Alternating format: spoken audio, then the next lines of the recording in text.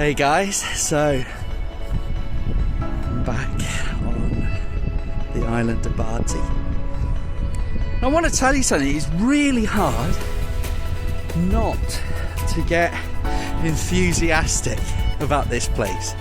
I try not to, I really try and calm myself, and I think, am I really going to make another video on the stuff that I've done? But I just can't help it. It is just so good.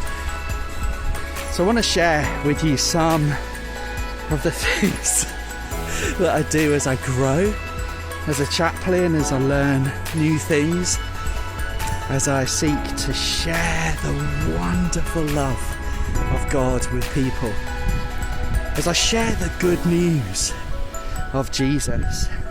I want to encourage you to take the time to let others in on what you have, the good news that you have. That's what I've done for the last 3 hours or so, just down in the cafe. I've met people from all over the world on this sleepy, remote island. I've met people who have sat with me. I've spoken to them a little, but I've listened a lot. And it's such a privilege, it's such an honour to be able to listen to people as they share their hearts, some of the pain that they've gone through. So, I'm going to share over this fortnight some of the highlights with you and some of the key lessons that I'm learning as I do this stuff and as I serve as a chaplain. God bless you. So what I've noticed this year is that I've really grown in the prophetic art that I've given to people. 45 pieces that are created for people over a couple of weeks, each one hitting the mark, speaking to people's hearts on this beautiful island.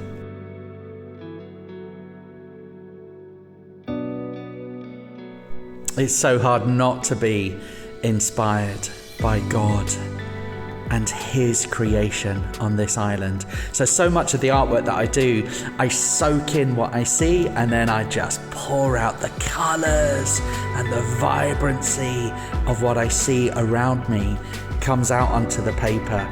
And it's a place of meeting with God, freely receiving to then freely give.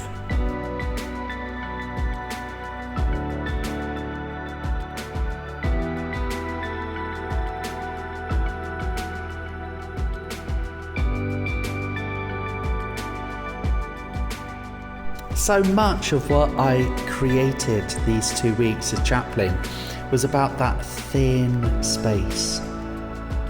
That the gap, the space between heaven and earth is paper thin.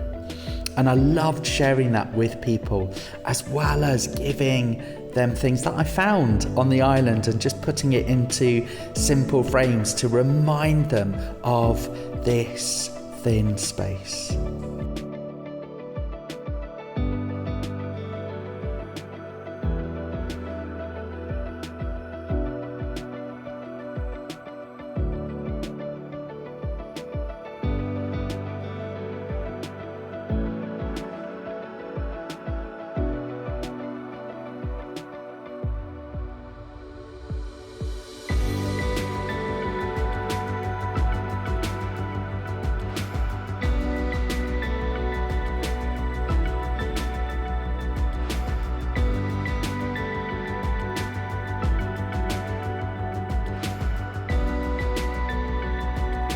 One of the things that I've tried to do this week is sharpen up listening to God.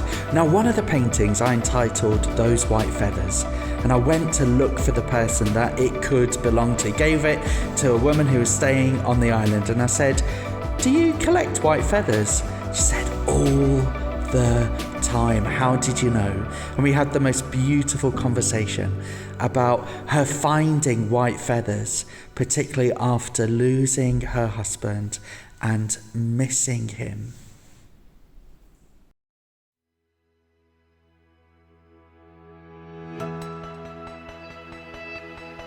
I focused so much of what I did as an artist looking at colour, seeking to capture light in colour. And this meant taking time to look at the island, to stop and to pray and consider all that I could see and to soak it in, to then pour it out for people through the artwork and through conversation and through prayer for people. But the colours were something that it felt like putting on a new pair of spectacles this year. Just seeing the greys and the golds and that beautiful Naples yellow that shines through at night. And I hope that you can see that through some of these pictures. The Bardsey Stones of Hope. My goodness, people love them. And being able to do something that connects with people. There's a real sense of choosing the stone by random. People would just dive in, choose a stone, and then reflect on the word in Welsh or in English, what we had put on the back for them.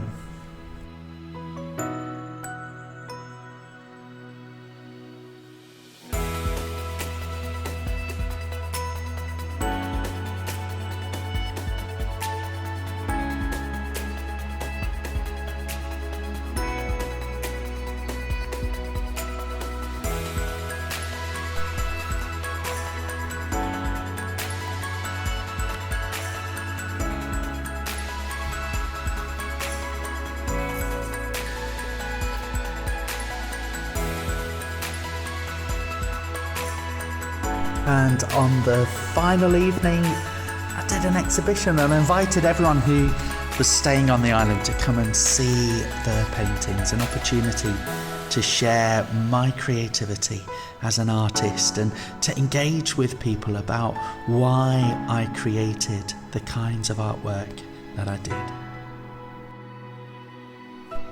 May God, the Spirit, refresh you and lead you forward on your journey.